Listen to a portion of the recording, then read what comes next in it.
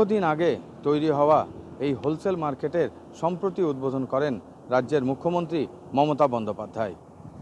আর পাশাপাশি মুখ্যমন্ত্রীর এই উদ্বোধনের পর আসানসোলের মেয়র বিধান উপাধ্যায় আশ্বাস দেন কিছুদিনের মধ্যেই আসানসোল শহরের বাজার থেকে এই হোলসেল মার্কেটকে তুলে এই কালীপাহাড়ির হোলসেল মার্কেটে নিয়ে আসা হবে।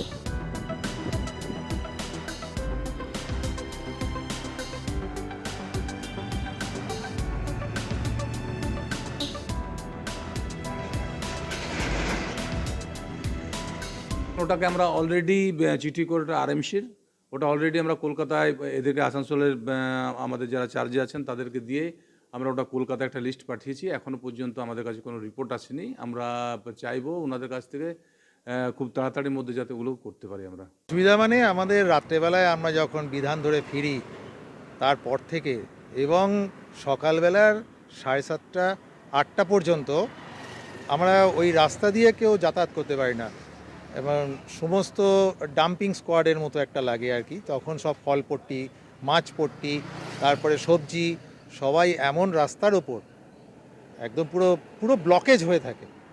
আমাদের অনেক সময় ট্রেন ধরতে আমরা মিস করি সকালবেলায় যখন বিধান ধরতে যাই, কোলফিল্ড ধরতে যাই, বা সকালবেলার দিকে আপনার কলকাতায় যে সমস্ত ভলভোগুলো যায় তাদেরও ওইখানটার জন্য অন্তত আধ ঘন্টা মোটামুটি দেরি হয়ে যায়। তাদের রাস্তা মানে এত জ্যাম হয়ে থাকে, কেউ কারোর রাস্তা ছাড়ে না।